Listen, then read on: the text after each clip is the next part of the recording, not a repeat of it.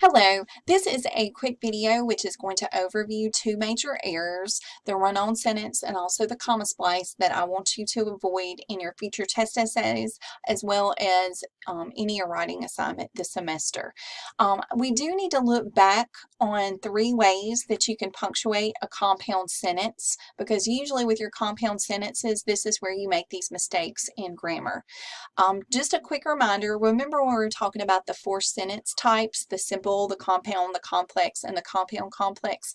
I mentioned that there are three ways that you will punctuate a compound sentence. And we're looking back at just 3 slides from that previous slideshow. Now you'll notice one way that you can avoid a run-on or a comma splice is to remember that to punctuate two sentences, that you can combine those two sentences with a comma and a coordinating conjunction. Okay, now those coordinating conjunctions, remember the acronym FANBOYS.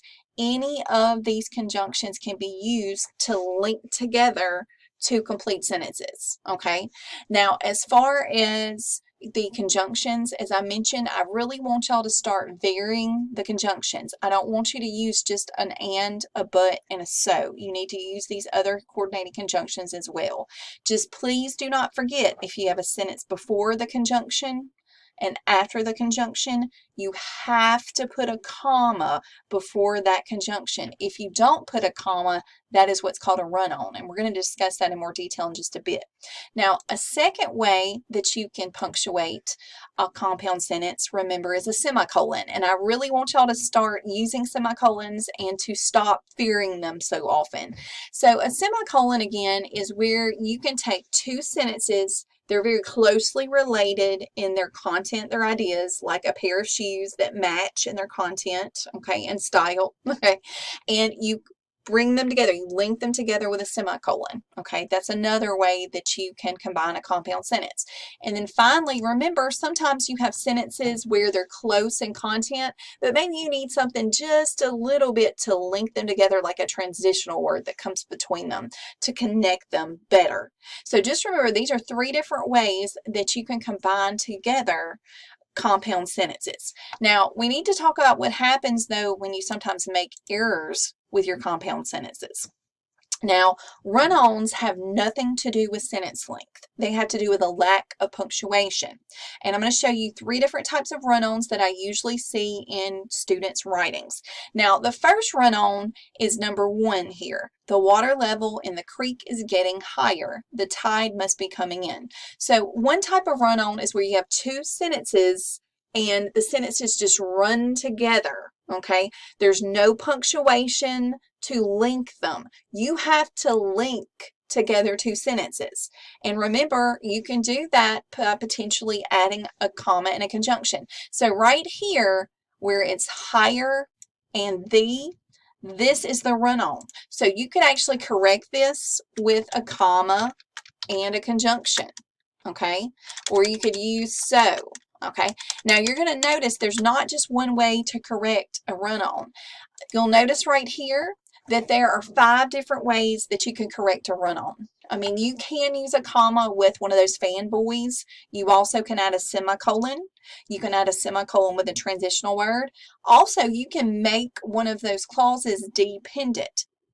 Now, remember, as far as making the clause dependent, remember when we're talking about complex sentences, you begin a dependent clause by opening it with a subordinating conjunctions. Remember, it subordinates it and makes it dependent. So you can make one of those independent clauses dependent by after, although, because. So looking back at those errors of the run-on, so we could maybe say, since the water level in the creek is getting higher, comma, the tide must be coming in. So again, the first time we corrected this run-on, we added a comma and a conjunction, a comma and or comma so, but we also can make this a dependent clause. And I have the 5 methods mentioned here, but also if you go to Canvas, I have a little printout for you. If you look under week 5 in the module 1, okay, there is letter B, 5 methods to correct run-ons and comma splices. When you click on that, you have this list 5 ways to correct the run-on. And on the next page, there's 5 ways to correct comma splice, which they're essentially the same way. There's just a different manner to go about it.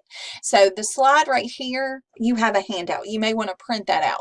So you'll notice we've added a comma with a conjunction. We've done that, okay, with this run-on right here.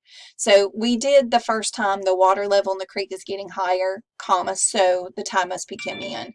Secondly, we changed it to a dependent clause. We added this subordinating conjunction since. Since the water level in the creek is getting higher, the tide must be coming in, okay? Remember, another way is you can add a semicolon. Let's take out that since. And this, remember, is what the sentence looked like as a run-on. The water level in the creek is getting higher, semicolon. The tide must be coming in. But let's say we need a transitional word. We could say, therefore. Ooh, I cannot type today, sorry. You could add the transitional word right here. Okay, so you'd have your semicolon, your transitional word, your comma. This would also be a way you could correct it. Another way that you could correct it is to add a period here. The only problem is be careful when adding a period between a run-on. That does make 2 simple sentences. And remember when we were talking about the different sentence types, that can make your sentences sound really choppy if you make 2 simple sentences in your writing. So just remember, when you have a run-on, it may be 2 sentences just coming together like we have here. The water level in the creek is higher. The tide must be coming in. We can't just slam those 2 together, running together. We have to link them either with a comma and a fanboy like comma so, a semicolon, or we can make one of those dependent, add a since before the first clause, and then you'll put a comma after that clause. We could do a period, but just these are different ways to correct them. Okay, another type of run-on, okay, you put the conjunction. Notice right here, we have the conjunction, but what do you forget in front of it? The comma. So we have chemists have made much progress, okay, that's the first sentence, but they still have a long way to go. They still have a long way to go. That's the second independent clause. So the easiest way to correct this run-on is just to add the comma, and that corrects the run-on. This right here is the most common type of run-on, and I do call it the half-ass error. I mean, I hate to use an expletive, but you half-ass it. You put the conjunction, so you're halfway right, but you forget to put the comma. So please put the comma before the conjunction if you have 2 complete sentences that you're linking together, because you'll have a whole letter grade or 2 letter grades deducted if you just forget the comma with that conjunction. So this is a run-on where you have the conjunction, but you forget the comma. Make sure to put the comma there. A third type of run-on is, again, you have 2 sentences coming together, but sometimes you might have transitional words that come into play. Now, we have a transitional phrase here, so you'll notice we have the first complete sentence. Chemistry has contributed much to our understanding of foods. Okay, that's our first sentence. For example, that's a transitional phrase. Comma. Now we need this comma because this is a transitional phrase. We need that pause. Many foods such as wheat and beans can be produced in the laboratory. Now because this is a complete sentence right here, and then we have this transitional word leading into the next complete sentence, we need to either put a period or we could put a semicolon there. Either one is fine. So just remember, when you have a run-on, it has nothing to do with sentence length. It's 2 sentences running together. You have to have punctuation to link them, whether it's a comma with a coordinating conjunction, a semicolon with a transitional word. You may need to reconsider that as a compound sentence. Maybe you need to make that one of those clauses dependent, make it a complex sentence, or maybe you need to make it 2 simple sentences, but be careful when you make them 2 simple sentences. So run-ons, again, 2 sentences running together that need punctuation to link them, okay? Now, I have other videos on run-ons. I'm just going to point out on Canvas where you can find those right here. Okay, you'll notice Khan Academy has a video that's not only run-ons but comma splices. Shmoop has a humorous little video about run-on sentences. Okay, now you may want to check out this video on semicolons in the handout right here, because sometimes you'll want to use semicolons to correct run-ons, but I want to make sure you confidently can use them and you don't make errors with those semicolons. So you may want to check out G and H on semicolons. And there's some websites, run-on sentences from Mount St. Vincent University. You can also check that out. And now I want to talk about comma splices. All right, so comma splices. Now, you can probably guess run-ons are a lack of punctuation. Comma splices involve a comma. Now, with a comma splice, you have usually a compound sentence, two sentences with a comma splicing between them. Okay, now you're never just going to have a comma with a, a comma coming between two sentences by itself. You have to have something to link it. Now, these are examples of comma splices. Now, you're going to notice on that, the 5 ways to correct run-ons. At the very end of that sheet, there's 5 ways to correct comma splices, and they're very reminiscent of how you correct a run-on. Again, you can add a period to separate the two sentences. You can add a comma with the conjunction. You should already have the comma with the comma splice. You just need the fanboy, the coordinating conjunction. Make the comma into a semicolon. Maybe add the semicolon with a transitional word, or make one of the clauses dependent. Okay, so let's look at these comma splices. The cat taunted the dog through the sliding glass door. The dog ran at her and hit the door. Now, right here, this is the comma splice. You have a comma coming between these two complete sentences. Now, as I mentioned, there's more than one way to fix this. We could technically make this 2 sentences. We could put a period there, and we could make this a new sentence. But again, that's choppy. The cat taunted the dog through the sliding glass door. The dog ran at her and hit the door. Plus, those are 2 sentences starting back to back with the. That's a little redundant. We also could put a comma and a conjunction. The cat taunted the taunted the dog through the sliding glass door. So the dog ran at her and hit the door. We could just basically add the conjunction so after the comma that we had. We had the comma, but we need the conjunction. Maybe you don't want to use a comma there. You want to do a semicolon. You could say, the cat taunted the dog through the sliding glass door, semicolon. The dog ran at her and hit the door. Maybe you want to add a transitional word.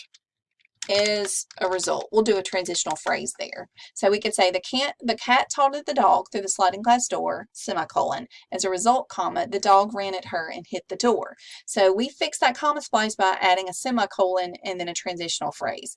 Maybe you don't want to do a semicolon.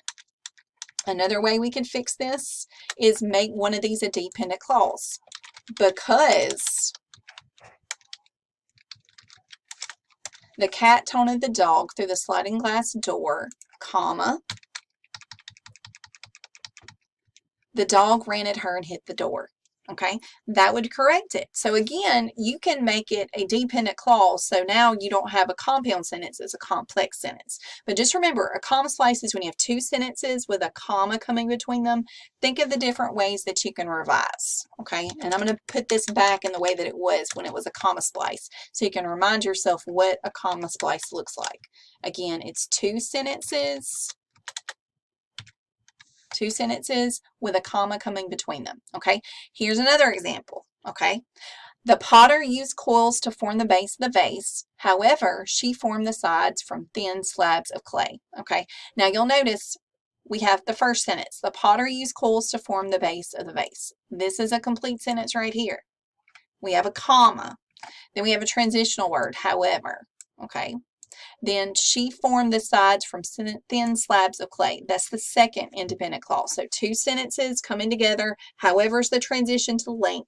Now, you're not going to have a comma right here. You would need to revise this to a semicolon, or you could revise it to be a period. Okay, those are 2 ways that you could correct that. Just make sure that you never have a transitional word surrounded by commas if it's combining 2 sentences. Now, let me show you an example. You may have a sentence like this.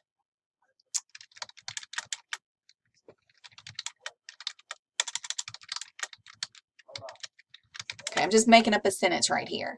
Now, you can have transitional words with commas around them if they're used for just a pause. They're called non-essential information, meaning I could take out this however in the commas and just say, I like to play with ceramics. Okay, but we want to pause there. I, however, like to play with ceramics. This is the only time that you're going to have commas around a transitional word or phrase.